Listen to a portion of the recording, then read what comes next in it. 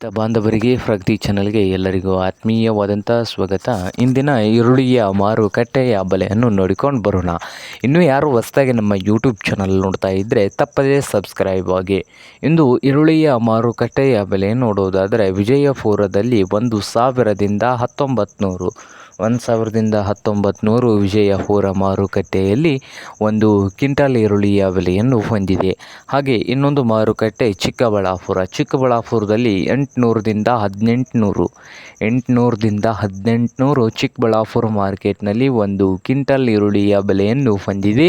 ಹಾಗೆ ಬಾಗಲಕೋಟೆ ಮಾರ್ಕೆಟ್ನಲ್ಲಿ 700 ರೂಪಾಯಿದಿಂದ 1700 ಬಾಗಲಕೋಟೆ ಮಾರುಕಟ್ಟೆ ಬಾದಾಮಿ ಮಾರುಕಟ್ಟೆಯಲ್ಲಿ ಒಂದು ಕ್ವಿಂಟಲ್ ಈರುಳ್ಳಿಯ ಬೆಲೆಯನ್ನು ಹೊಂದಿದೆ.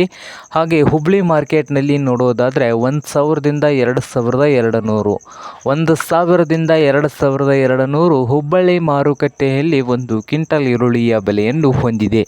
ಹಾಗೆ ಮೈಸೂರು ಮಾರ್ಕೆಟ್ನಲ್ಲಿ 1,000ದಿಂದ 2,000 ರೂಪಾಯಿವರೆಗೆ ಒಂದು ಕ್ವಿಂಟಲ್ ಈರುಳ್ಳಿಯ ಬೆಲೆಯನ್ನು ಹೊಂದಿದೆ.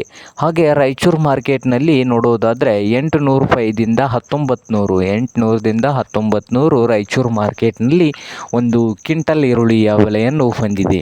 ಹಾಗೆ ಸೊಲ್ಲಾಪುರದಲ್ಲಿ ನೋಡೋದಾದರೆ 1,000ದಿಂದ 2,000 ರೂಪಾಯಿವರೆಗೆ ಸೊಲ್ಲಾಪುರ ಮಾರ್ಕೆಟ್ನಲ್ಲಿ ಒಂದು ಕ್ವಿಂಟಲ್ ಈರುಳ್ಳಿಯ ಬೆಲೆಯನ್ನು ಹೊಂದಿದೆ. ಇದು ಇಂದಿನ ಈರುಳ್ಳಿಯ ಮಾರುಕಟ್ಟೆಯ ಬೆಲೆ ಆಗಿದೆ.